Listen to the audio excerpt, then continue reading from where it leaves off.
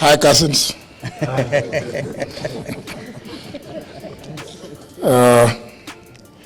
As has already been indicated, this is a joint statement by the united opposition on the murder of Albert Ojwang, as well as the continued intimidation of online and offline critics of the Kenya Kwanza heinous regime. DCP party siku ya leo imefanya press conference ikimulika kifo cha Albert Ojwang, kijana ambaye aliweza kutolewa pale Homa Bay na akakuja kukufia kwenye cell za Nairobi, na wameweza kusema wanahitaji CCTV footage za police station ambao ni Central Police Station ya Albert wakati alikuwa anaingizwa na wakati alikuwa anatoka, na kama alikuwa na inmates wengine ambao walikuwa wameshikwa. So wana demand, wanataka kujua ni nani aliweza kuhusika kumuua yule jamaa na kumweka zile vidonda ambazo waliweza kumcompress kichwa, shingo na vidonda fulani ameweza kuumizwa sana kwenye mwili yake ama kwenye skin yake alikuwa ameumizwa. So DCP party ambayo mkubwa wa DCP ni Rigathi Gachagua wamefanya press conference wakitaka serikali iweze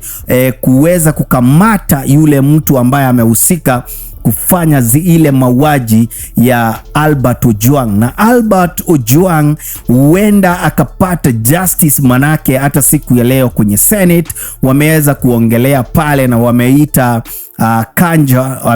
Kanja, CS Murkomen wamekuwa pale, na Langat pia inasemekana Langat kama aliweza kutoa order ya ule jamaa aweze kushikwa ama karipot pia yeye aweze kuwekwa kwenye hiyo mjadala, na vitu zimekuwa zikiendelea wakisema Langat anafaa kukuwa ameweza kushikwa na amewekwa ndani ndio mambo iweze kuendelea. Kwenye that press conference Justin Muturi ni yeye alikuwa anasoma ile statement na ameweza kuelezea, na wanasema wanataka CCTV footage za Albert Ojwang akiingizwa police station na akitolewa police station, na kama alikuwa na inmates wengine kwenye cell wanataka kujua ni nini, na kama CCTV hazitaweza kuprovidiwa kwa lawyers ambao ni wa familia yake, wanataka kujua ni nani alizima zile CCTV kwenye police station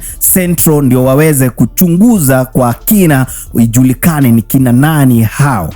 Na Albert Ojwang ameweza kufanyiwa mpaka maandamano imekuwa ikiendelea manake ya mauaji ambayo aliweza kutokea, na watu wengi wameweza kuraise hiyo issue kwenye Senate wakisema mtu itakuwaje alitolewa mpaka Homa Bay mpaka Nairobi mpaka anakuja kuuliwa hapa Nairobi. So hiyo ni kitendo ambayo imekuwa ya kuhuzunisha, na baba mzazi wa Ojwang pia ameweza kusema alikuwa amekuja kumuokoa mwanawe, na alikuwa amekuja kama kuna title deed inahitajika ama nini awiwekelee kama bail ndio mtoto wake aweze kukua at least title deed na msimamia bora mtoto wake yuko huru, na aliweza kurudi nyumbani bila mtoto wake. Na huku alikuwa anasema anaweza kuelezea wengine wanaenda nyumbani kwao na mkate, yeye anaenda na maiti kwa boma yake ya mtoto wake. So ni kitu imekuwa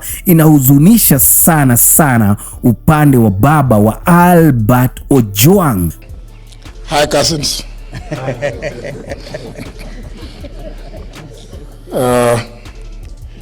As has already been indicated, this is a joint statement by the united opposition on the murder of Albert Ojwang, as well as the continued intimidation of online and offline critics of the Kenya Kwanza heinous regime. Fellow Kenyans, 3 years ago, none of us could have imagined or predicted that we would be standing in front of you today in shock and horror, listing the atrocities and premeditated killings of Kenyans by the current regime. 3 years ago, many of us were on opposite sides of the political divide. We advocated for our plans and manifestos eager to make a difference for our country, for the better, for posterity. Whether on the Kenya Kwanza, all Azimio la Umoja, One Kenya Alliance sides, none of us gathered here today would have made plans to offer security or ensure that our staff and their families, indeed our own families, have a hotline for protection and help, because the threat of abductions and illegal detentions was an imminent reality. We simply did not imagine it. Nor could we ask any Kenyan to prepare for it. This aberration has been perpetuated by the increased illegal surveillance, abductions, and illegitimate detentions, some of them ascribed to mistaken identity. It has become the modus operandi of a callously inhumane, Ruto-led regime. It is one, if not the major reason, why senior members of the Kenya Kwanza have been impeached, forced into resignations, or indeed have been sacked because they questioned and sought answers for these indecent atrocities that go against human understanding. It is the reason, ladies and gentlemen, that these brave souls, unbound and uncompromised, stand here as the united opposition determined to komboa Kenya. Friends, our beloved republic, when that one-year-old Albert Ojwang walked back to his home in Migori on June 6, 2025, neither he nor his parents, his relatives, and his young wife were aware that these were his last hours on earth. Albert was neither sick nor wounded. He had in fact spent the day actively planning his home garden, calculating its eventual harvest. Albert, a Kiswahili and religious studies teacher based in Voi, was a single hope of his parents and father to a 2.5-year-old child. Albert was picked up by police officers riding motorcycles in Kakot, Homa Bay, and taken away because of an alleged offensive social media post about a senior police officer, now identified as the Deputy Inspector General of Police, Eliud Lagat. 32 hours later, after the police who arrested Albert assured his parents that he was well and only needed a heavy overcoat because Nairobi was cold, Albert was dead. Why Albert was moved from Mawega police station in Homa Bay to Nairobi, 400 kilometers from the alleged area of incident, and specifically Central Police Station in Nairobi, and checked in under OB number 13/7/6/2025 at 9:35 p.m. on Saturday, June 7th, remains unclear. There are 26 hours that remain unaccounted for between Homa Bay and Nairobi. 26 hours when a healthy man, having lunch with his young family, arrived, according to many sources, bleeding with serious injuries, 26 hours before being declared dead on arrival, allegedly at Rigathi Hospital, Nairobi, at 1:39 a.m. Today, ladies and gentlemen, this is no ordinary gathering. Albert's family has questions. We too have questions. Kenyans have questions.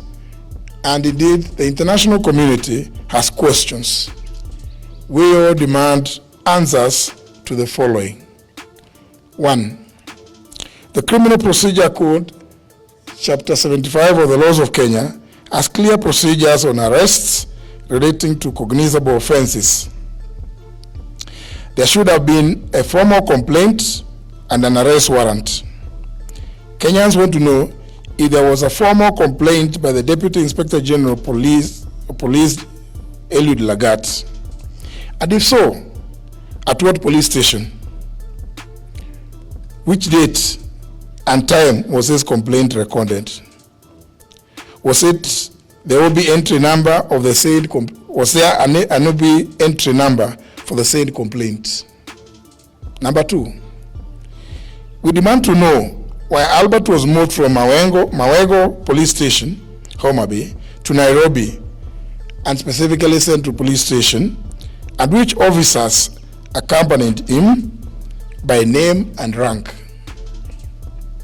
Central Police Station, Nairobi area, has CCTV coverage. Number 3, we demand to know where the footage showing Albert being brought in and leaving the station is, and whether it's been provided to the family lawyers. If there is no footage, we demand to know who ordered for the cameras to be switched off. When Albert was picked up in Homa Bay, he had no physical injuries. Indeed, he was having lunch with his wife. We demand to know who inflicted the grievous and extensive injuries on his body. Number 5, it's been reported that Albert was in solitary confinement at Central Police Station. Why was Albert considered a high-risk criminal to be confined in solitary? If he was not in solitary confinement, as alleged, who are his cellmates and how many were they? We therefore demand to know that demand to be shown the cell register to show whether he was with other inmates or he was in solitary confinement. Number 6, yesterday, June 10th, 2025, we've read and heard that the Director of Public Prosecutions, the DPP, directed the Independent Policing Oversight Authority, IPOA, to expedite investigations on circumstances surrounding the death of Albert and report within 7 days. This is a cover-up and a diversionary tactic to delay this matter.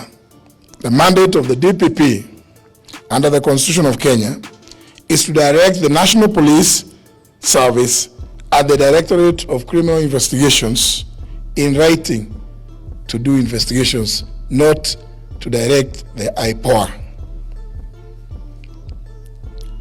The postmortem on Albert is clear, and all Kenyans have formed this opinion: he was murdered. In light of the foregoing, we are calling not just for the resignation, but for the arrest and arraignment in court of the Deputy Inspector General of Police, Eliud Lagat, within 24 hours from the issuance of this statement. We similarly demand that the junior officers currently being prosecuted be given witness protection with immediate effect. Their lives obviously are in danger because they know the truth. We applaud the courageous Kenyans who have kept vigil at Vigilance House and encourage them to maintain the pressure until this is achieved. We are also aware that Safaricom is complicit and indeed a facilitator in the tracing and abduction of Kenyans who have either ended up dead or maimed in the hands of police like Albert Ojwang. We want to issue a direct warning that this amounts to aiding and abetting in the commission of these crimes against humanity, for which Kenyans will hold Safaricom responsible and either take appropriate legal action or boycott their services. Finally, ladies and gentlemen, due to the persistent targeting, kidnapping and abductions, intimidation, and love arrests and murder of young people by this heinous and degenerate regime led by William Ruto, we reiterate our call for the June 25th to be a people's public holiday, a day of memorial in honor of all Kenyans who have lost their lives under this regime. Thank you. God bless Kenya.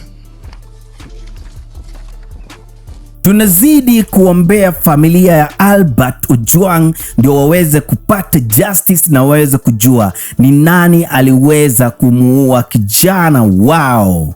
Naitwa presenter Nillan ama Dr. Benny, nikiripotia ndani ya Black Mind Production Media. Black Mind Production Media, great in greatness.